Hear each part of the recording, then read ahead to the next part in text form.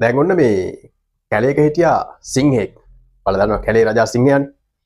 එතකොට මේ සිංහයාට දවසක් ඕන වුණා මේ සත්තුන් මතක තියාගන්න අමාරුයි. දැන් රජෙක් වුණාම දැනගන්න එපා කැලේ ඉන්නේ සත්තු ටිකනේ. ඉතින් සත්තු මතක තියාගන්න යාට අමාරුයි. ඒ හින්දා එයා කරපු වැඩේ මේ සත්තු ටික ලේසියෙන් මතක තියාගන්න ක්‍රමයක් හොයාගන්න ඕනේ කියලා එයා කතා කරා නරියට. නරියට කතා කරලා කිව්වා විස්තරේ. කොහොමද මේ සත්තු ටික මම මතක තියාගන්න හොඳ ක්‍රමයක් හදලා දෙන්නකෝ කියලා කිව්වා. නරියා කොහොමත් නේ කපටියනේ. ඊට නරියා කිව්වා දවසක් අපි සත්තු ටික වර්ග කරමු. එතකොට අපිට මේ කට්ටිය මතක තියාගන්න පුළුවන් පහසුවෙන් කියලා. කැලේ ඉන්න සත්තු ටික ඔක්කොම වෙන්න කිව්වා. දැන් ඔන්න කැලේ සත්තු ටික එක දවසකදී ඔක්කොම ටික කැලේ සත්තු ආවා. ඇවිල්ලා දැන් මෙන්න වර්ග කරන්න යන්නේ. ඊට පස්සේ දැන් නරියා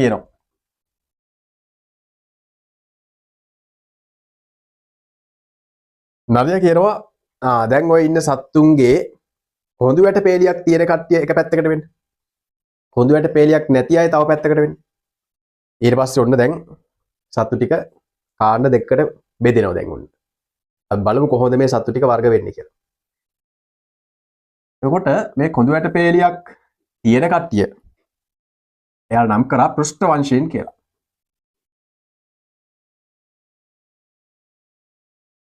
පෘෂ්ඨ වංශීන් කියලා නම් කරා.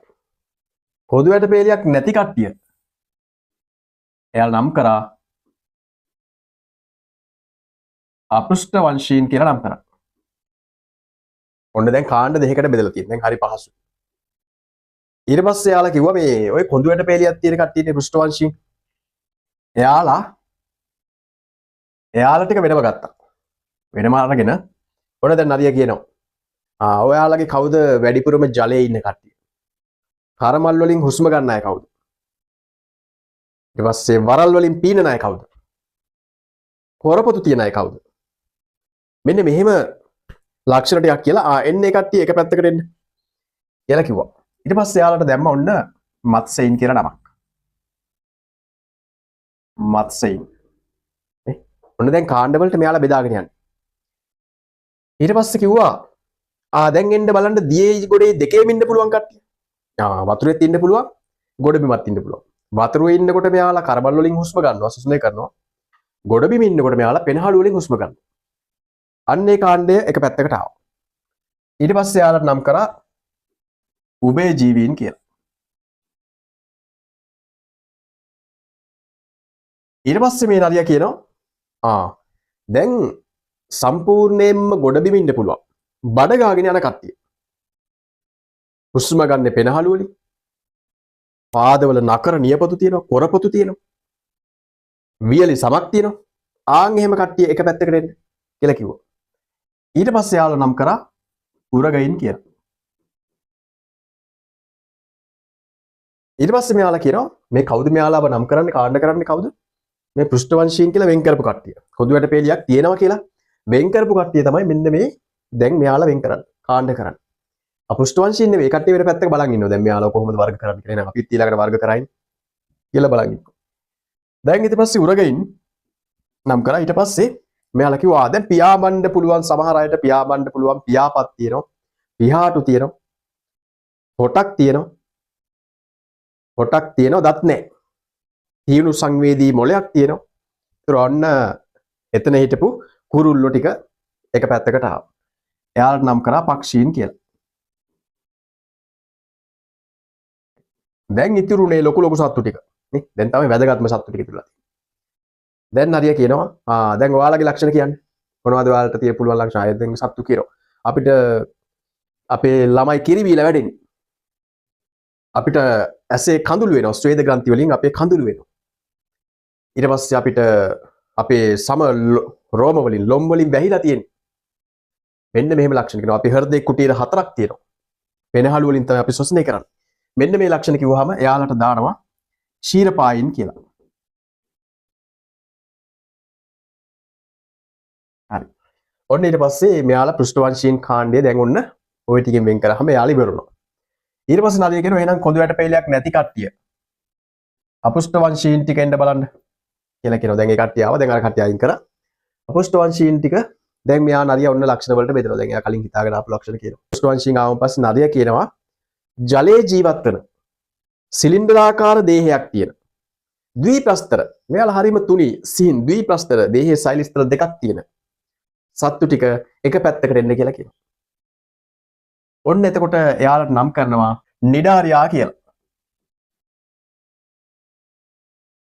නිඩාරියා. ඔන්න ඊට පස්සේ දැන් ඔන්න අපෘෂ්ඨවංශීන් ටික නම් කරගෙන යන්නේ. ඔන්න නිඩාරියා කාණ්ඩය අයින් වුණාන් පස්සේ ඊට පස්සේ නරියා කියනවා දේහය කොටස් වලට බෙදිලා තියෙන. සමහර අයගේ දැඩි කෙඳි තියෙනවා. සමහර අය ගොඩක් ජලයේ වාසය කරනවා නැත්නම් තෙතමනයේ සහිත ගොඩබිම් පරිසර වලත් ඉන්නවා. එයාලට ඉස්සරහට එන්න කියලා කියනවා. ඔන්න දැන් එනවා ඇනලීඩාව කියලා නම් කරා මෙයා.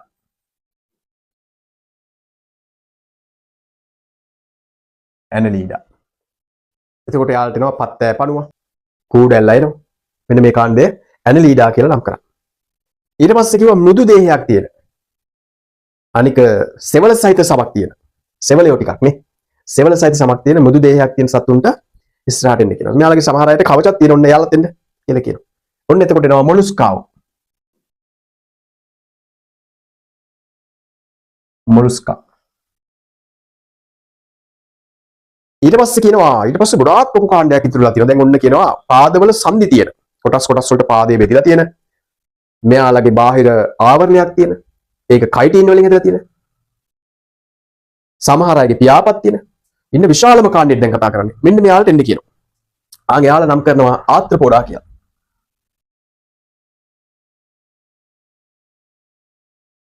ආත්‍රපෝඩා. බැලුවාම දැන් මෙයාලා තමයි වැඩිම ප්‍රමාණයක් ඉන්නේ. ආත්‍රපෝඩාගේ. හිටපු ජීවීන්ගෙන් භාගයක් විතර සත්තුන්ගෙන් භාගයක් විතර එතෙන්ට ගියා. ඊට පස්සේ තව කියනවා ඔන්න දේහය පංචාරීය සමමිතියක් තියෙන. කොටස් පහකට වගේ හැම වෙලෙම බෙදලා තියෙනවා. ජලයේ ජීවත් වෙනවා. මෙයාලගේ තියෙනවා නාලපාද කියලා ජලයේ විදින්න පුළුවන් නාලපාද තියෙනවා. මෙන්න මේ වගේ ඉතුරු කාණ්ඩේ ඉතුරු වෙන ඔක්කොම කට්ටියගේ මෙන්න මේ වගේ ලක්ෂණ තමයි තියෙන්නේ.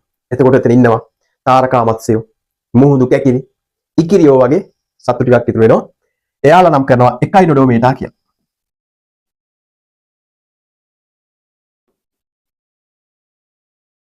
හරි. එන්න දැන් සිංහයාට සෑහෙන්න සතුටුයි. නේ? දැන් සත්තු එක එක්කෙනාගේ නම් ලක්ෂණ මතක තියාගන්න ඕනේ නැහැ. එයාට මස් ගොඩක් තියෙන්නේ කවුද? නේද? කාලා වැඩක් නැත්තේ මොන සත්තුද කියලා දැන් පහසුවෙන් හඳුනා ගන්න පුළුවන්. මේක තමයි අපි කතා කරන්නේ සතුන් වර්ගීකරණය කියලා. ප්‍රධාන කාණ්ඩ දෙකකට වර්ග කරන්න පුළුවන්. පෘෂ්ඨවංශීන් සහ අපෘෂ්ඨවංශීන්. පෘෂ්ඨවංශීන් කාණ්ඩ පහක් ඉන්නවා. හරි ලේසි මතක තියාගන්න. අපෘෂ්ඨවංශී කාණ්ඩ පහක් ඉන්නවා.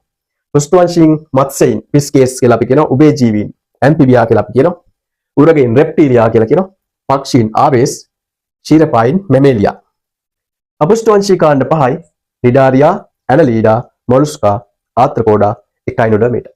මේ වගේ වැඩිදුර ලක්ෂණ ඔයාලගේ පොත බලලා මතක තියාගන්න. හැබැයි සරලව මෙන්න මේක පාඩම් කරගත්තා නම් ඔයාලට විභාගෙට මුහුණ දෙන්න පහසුයි.